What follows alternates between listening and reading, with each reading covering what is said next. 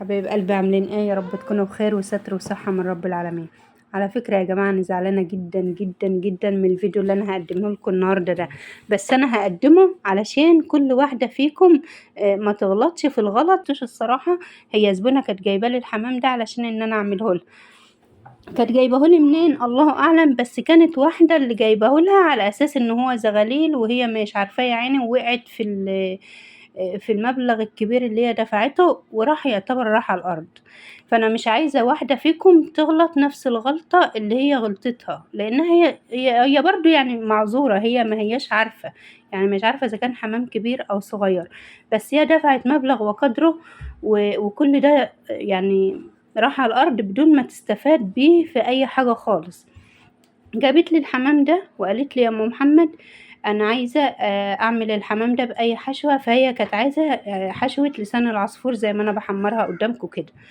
فخلاص قلت لها تمام ماشي. جابت لي الحمام متلج، ففكيت الحمام يوم ما عملت لها الاوردر بقى، فلقيت الحمام بتاعها عجوز من قبل ما اشتغل فيه خالص. انا عرفته، رنت عليها على العميله اللي جايبه لي الحاجه، يا حبيبه قلبي الحمام بتاعك ده كبير، مين اللي جايبهولك؟ عجوز بمعنى اصح مش هيستوي. قالت لي ماشي يا محمد اعمليه وزي ما يطلع وخلاص، انا جايباه على اساس زغليل ومانيش عارفة هي جايبهولي منين. انا خليت واحدة جابتهولي. فانا عايزة اقول يا جماعة من الفيديو ده لكل تاجرة تراعي ربنا في الحاجة اللي هي بتبيعها، علشان ربنا سبحانه وتعالى يرضيها في مالها وفي عيالها. يعني انا طالعة اقول كلمتين بما يرضي الله. راعي ربنا. لما تراعي ربنا في الحاجة اللي انت هتبيعيها وتبيعي الحاجة بما يرضي الله، يا ستي زودي انت شوية في السعر الحمام عن السعر اللي انت بتبيعيه، بس هاتهولها زغاليل. عرفيها ان ده للطبيخ، ان هو يتطبخ، وده ان هو يساب، ان هو يجيب انتاج بمعنى اصح يعني. لكن ما تضحكيش على العميله وتديلها الحمام الكبير على اساس ان هو زغليل، ويجي في نفس الوقت تجيبه تطبخه هي او انا اطبخه او ايا كان.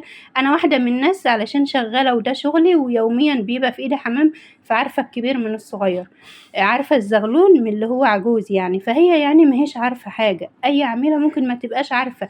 فأنت تاجرة وبتبيعي عارفة إن ده هو حاجة بما يرضي الله، بيعيها بما يرضي الله. زودي في السعر بس ما تديش حاجة كبيرة على أساس هي صغيرة، عشان الناس بتقع في أخطاء هي ما هيش عارفة، بتدفع فيها مبالغ وقدرها وما هيش عارفة إن هي بتقع في الأخطاء دي، لأنهم يعني ما هماش عارفين.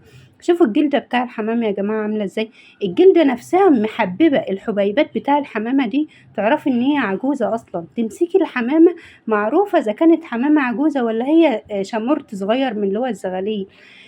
فرنت عليها قالت لي اعملوهم يا ام محمد زي ما يطلعوا خلاص. فيا عيني اتصدمت. قعد على البوتاجاز 4 ساعات، من الساعة 12 الظهر يا جماعة ما طفتش عليها الا الساعة 4 العصر. دي حاجة ترضي ربنا؟ والله ما ترضي ربنا. انا زعلانة جدا. حتى حطيته في ورق حراري زي ما انتوا شايفين كده، قلت علشان ان انا احبس الحرارة بتاعته، بدل ما ياخد ساعة على البوتاجاز حتى لو هو كبير او ساعتين ياخد ساعة مثلا وخلاص. وحطيت المية وحطيت ده سكر يا جماعة عشان ما حدش يقول ده ملح، انا حطيت سكر علشان ان هو يسرع التسوية بتاع الحمام. حتى اللي انا نزلتهم ده هم وما حطيتش عليهم ورق حراري، رجعت اشتلتهم تاني ولفتهم بورق حراري، قلت عشان الورق الحراري يسرع العملية التسوية معانا، وبرضه ولا سرع ولا عمل اي حاجة. حطيت كده زي ما انتوا شايفين وشلت الريم من على وشه واستنى ان هو يستوى. ما يستواش، انا عارفة ان هو عجوز. فخلاص غطيت عليه الحلة لمدة 2 أو 3 ساعات، لمدة 3 ساعات بالظبط. كنت كل شوية كده اكشف الحلة واشيك عليه، اشيك عليه يعني اديله تقليبة كده بالمعلقة علشان يبقى كله غطسان في الشوربة وكله يستوى سوا واحد. دايما لما تيجي تعملي حمام، ما ادولكم معلومة بقى يا جماعة، اما تيجي تعملي حمام شيكي عليه كل شويه. شوفوا يا جماعه، شوفوا الحمام متفجر وشكله عامل ازاي. ده هو حاجه، ده هي حاجه ترضي ربنا. الحمامه جامده حديد، بوريها لكم ان هي جامده. في الوقت ده، الوقت اللي انا كنت بشوفه قبل كده كان قاعد 3 ساعات على البوتاجاز، في الوقت ده بقى كان قاعد 4 ساعات على البوتاجاز. بس ما عدتش عارفه اسيبه اكتر من كده، لان الحمام كله اتفجر. العظميه بتاعته جامده حديد ما تتاكلش، اللحمه مستويه ومفتله. دايما يا جماعة احذروا من الحتة دي، اما تيجوا تجيبوا حمام شوفوه اذا كان زغليل ولا كان عجوز. ودايما يا جماعة رجاء رجاء رجاء التاجرة او التاجر اللي بيبيع حمام يبيع بما يرضي الله. زودي في السعر يا ستي ما تغشيش الناس بالطريقة دي. تحمير الحمام بقى برضه دي معلومة كمان، فمعلش من المنظر اللي انتوا شايفينه من تفتيح الحمام والكلام ده، فده انا والله طالعة علشان اقول لكم حاجة ان انتوا تاخدوا بالكم منها مش اكتر ولا اقل. هتحمري الحمام عشان تديله اللون الوردي، هتجيبي شوية لبن زي ما انا جايبة كده على معلقتين سمنة، تنزلي بهم وهتنزلي بيه في الزيت على طول.